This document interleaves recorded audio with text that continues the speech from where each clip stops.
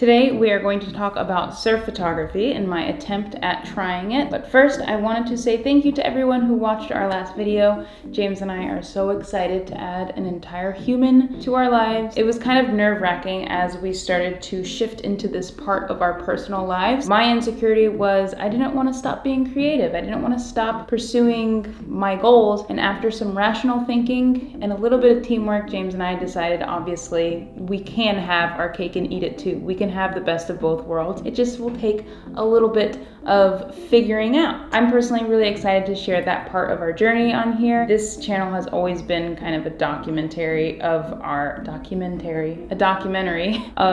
life thus far, and obviously this is going to become a big part of our life. So if you're keen on anything that I just spoke about, surf photography, underwater photography, whatever James does, creative business stuff, everything that we do here, like the video. All of the finance YouTubers say that liking the video helps pop a YouTube. Know that we are legitimate and we don't just share cat videos here. We share videos of whales.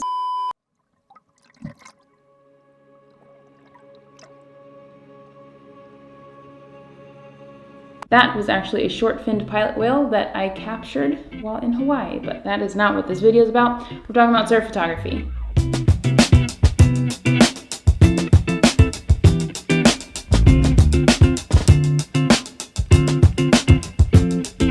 Florida isn't necessarily known as the surf hub capital of the United States of America, but with the proper conditions, storms from offshore will blow some waves onto the Florida shoreline. I don't know how it works. I just know that my surf tracker app syncs up and tells me when all of the people are gonna be out and about. So there was a day that I decided to just get out and try my hand at surf photography. What you doing? I'm doing my hair because I'm about to go try my hand at some surf photography, which I have no idea but what's new with this whole underwater journey. And over the past year, I've learned if you leave your hair out and go in the ocean, all your hair will fall out. That's a bit of an exaggeration, but it'll definitely turn into a tangled mess. I pull my hair up into a ponytail and then I braid it, and then I put a little bit of not a rubber band, but like a little hair tie at the bottom. Boom. Of the braided ponytail. I hope this goes well. Be safe. Thanks.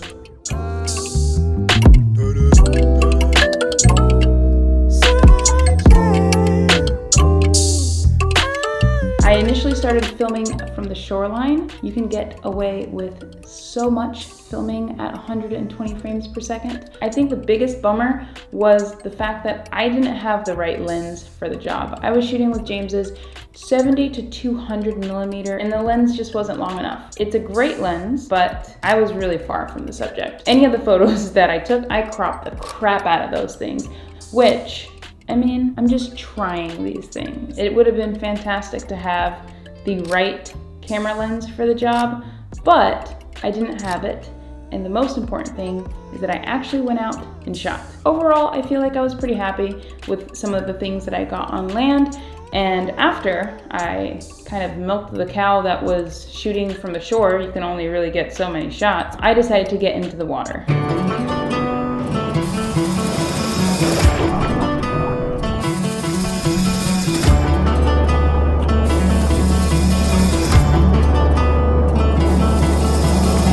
For my water shooting, I wanted to challenge myself and shoot only with a GoPro. Again, a little bit limiting, but I wanted to test out my GoPro setup. I had the GoPro Hero 7 on my forehead and then the GoPro Hero 9 in hand. I have zero shame experimenting creatively when the risks are fairly low because the risks are low. I don't want to be testing out a new setup when I'm hopping into the water with a manta ray or something along those lines. I want to make sure that I have somewhat of a familiarity?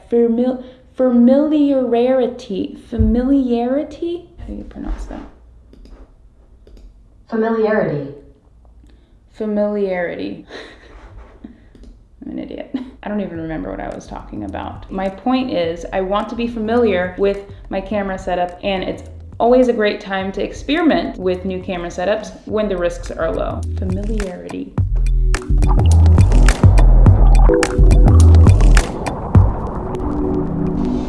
I think the biggest thing that I truly regret from this day was not capturing enough of my thoughts in the moment. I was so focused on juggling whatever I had on hand. James wasn't with me, so I didn't really capture my thoughts throughout the process. Hindsight is 2020. I really regret not doing that, and that is something that is on the top of my to-do list whenever I go out, so I can tell the story more so in the moment as opposed to sitting in my office. But here we are.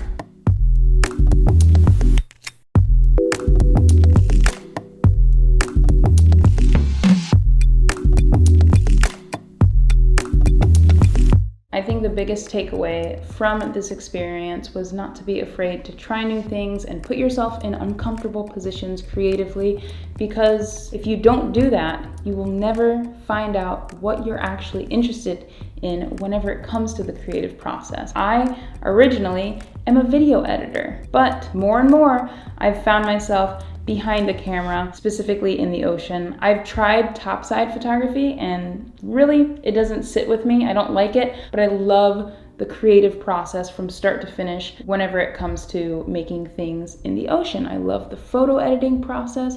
I love obviously being in the ocean, so definitely get out there, try new things, and see what comes of it. So what's next on the docket, if you've made it this far, I feel like you deserve to be a little bit more in tune to kind of what's coming up. I went to Mexico.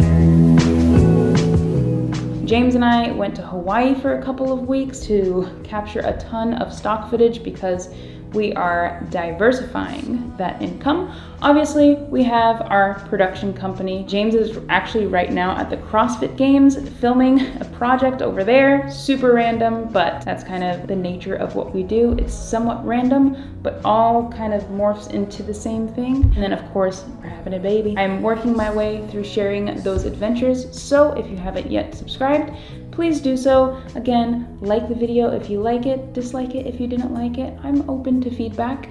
And yeah, I guess I'll see you in the next one.